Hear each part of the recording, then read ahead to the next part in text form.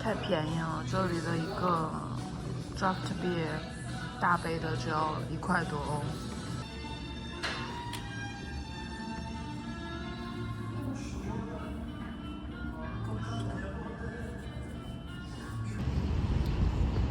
我们刚刚吃了塞尔维亚当地的一种快餐吧，就像是汉堡一样。Could you please tell us your experience of ordering? Confusing. Some of the person are waiting for ordering, some of the person are waiting for their food. So we're just standing there. We don't know what shall we do. And especially this guy from England, very polite, waiting for all the thing. And while he was waiting 1 meter away, other people just go up to order.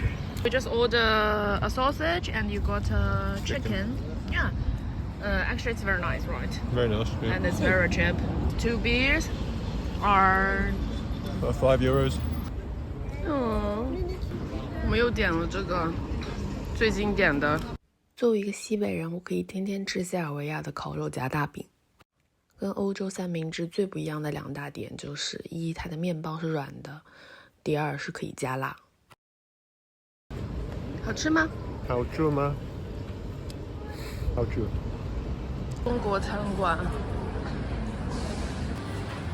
菜品非常丰富，很有中国食堂的感觉。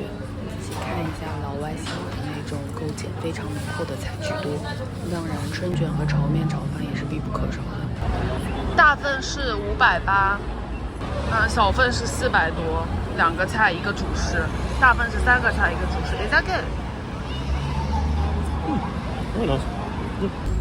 然后就是贝尔格雷德鼎鼎有名的印象兰州。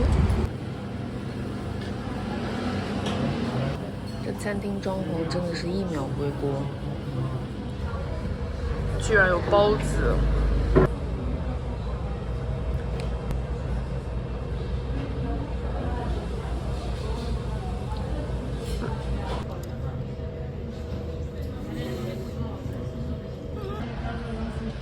这位老外要加辣椒。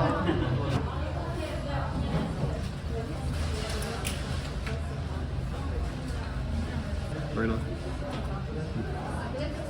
烦死了！我买鸡蛋一定要买最贵的快乐鸡，这里有这种便宜的不买，一定要挑最贵的。在塞尔维亚的24小时超市，贝尔格雷德真的让人震惊，不愧是国际化大都市，有24小时的超市、桌游店、甜品店，而且是正经超市，不是小杂货店。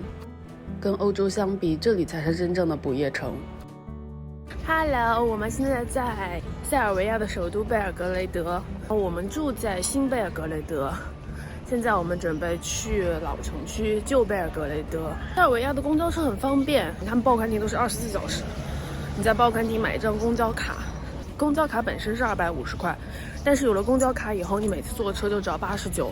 但如果没有公交卡，你每次上车找公交车师傅买的话，可能是150一次。但是贝尔格雷德的这个公交有个问题是，我觉得大家都没在买票，因为他上车有个刷卡，据说你可以找司机买票，但是我们坐了这么多次，我从来没有看到过谁找司机买票，刷卡也没人刷。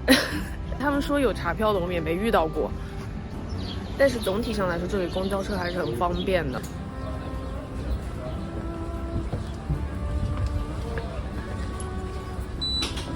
所以你看到这么多人上车，就只有我一个人刷了卡。路上遇到一个巨大的小商品批发超市，上下2层。这个巨大的海报足以显示中国人民和塞尔维亚人民友好关系。各类玩具、日用百货、衣服琳琅满目，应有尽有，而且价格都非常便宜。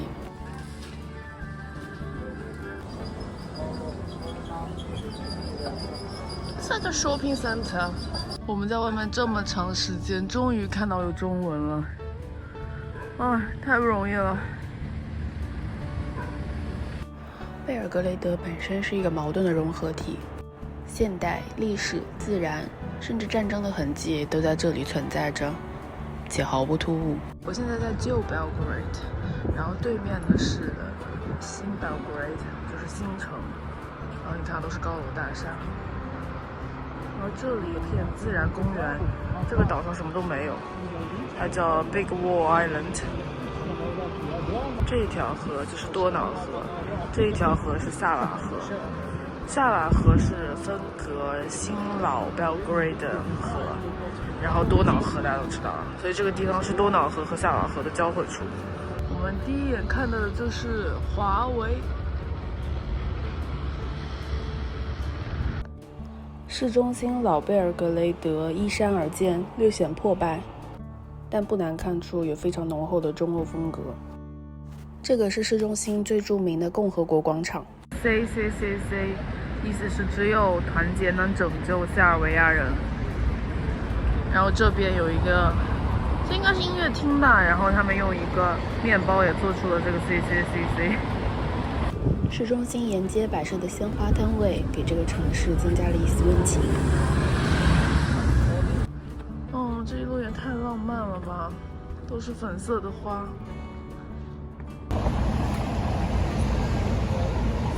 毫不意外的，市中心历史最悠久的繁华酒店就是莫斯科酒店。A strange statue. Joe gonna explain us what's wrong with this statue. Who is this? This is Prince. Assassinated the Archduke of Austria, 1914. Murdered him, which started the First World War. And the Serbians have decided to build a statue to him. And somebody give him flower. Somebody's brought him flowers. And also the birds have shown their opinion on Prince. And nobody cleaned it. So they lost in the First World War. Serbia. It's complicated, isn't it? Does anyone win or lose in a war? He was a Serbian nationalist, so he wanted Serbian independence, which is why he killed the Austrian Archduke. But you know, lots of countries have statues to generals and stuff, don't they? Who obviously win wars and they kill lots of people. But he literally started the First World War. He didn't know he was doing that, did he? Yeah, but the people built the statue know that. 然而没走两步，我们就看到了当年北约轰炸南斯拉夫的遗迹。战争是残酷的，尤其是当你看到血淋淋的现实摆在面前时，这让我更加不明白之前雕像的意义。无论出于什么原因，战争都不应该被赞许。就像Joe之前说的，真的有人会在战争中胜利吗？无论如何，胜利的代价都是无数家庭的破裂。这个是贝尔格莱德乃至整个巴尔干半岛上最大的东正教教堂——圣萨瓦教堂。东正教呢，其实是基督教流派之一，它的信徒主要就分布在巴尔干半岛，还有俄罗斯、白俄罗斯这一边。这个教堂是拜占庭风格，可以容纳1万多人。它是2004年才开放的，然后我们看到其实很多地方还没有完工，里面还在继续施工。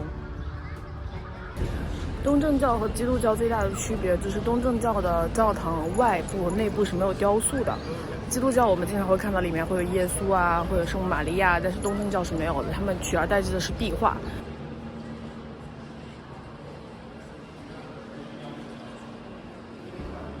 圣萨瓦教堂是全世界最大的东正教教堂之一，它是免费的，然后很大，里面很漂亮，马赛克很好看。但是这个地方给我一个感觉，就是和那个阿布扎比的清真寺一样，因为它比较新，然后又很大，因为现在的人有钱、有能力、有技术来做一个这么大的东西，但是你就有一种虚有其表的感觉，就是它很美丽，但是它没有内容。就像你看一个美女，没有内涵的美女。但是我是推荐大家来的，毕竟免费而且很漂亮，就只是没有什么历史的痕迹，也没有什么内涵。我觉得个人感觉，突然夏天就来了，今天天气好好啊。然后今天是周六，我们现在在沿着多瑙河散步，然后边上都是游船，他们把游船都改成了 bar。然后这边是一个儿童游乐场，那什么碰碰车啊，就像我小时候去公园里玩碰碰车那些的，但是真的很惬意。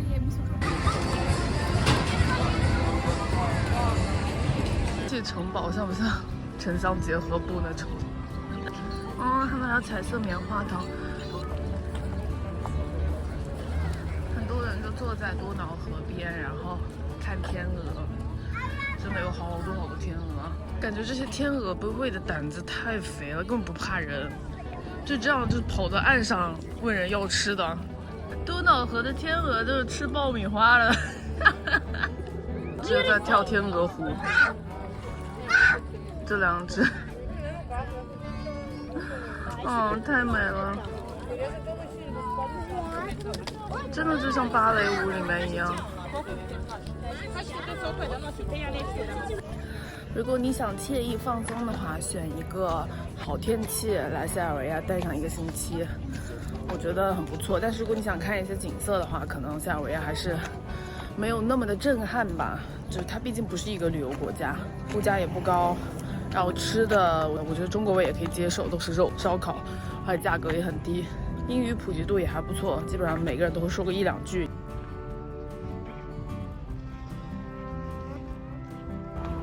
我们现在在距贝尔格雷德市中心8公里的一个小镇叫泽蒙小镇。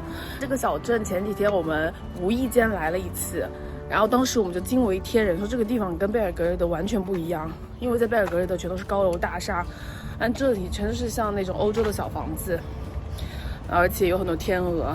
然后今天我们就专门周末来了一趟，很多人在这边专门开车啊坐车过来度周末，还有很多餐馆有一种欧洲风情，你可以坐在河边喝东西啊吃东西。所以如果你来贝尔格雷德泽蒙小镇，可以过来看看。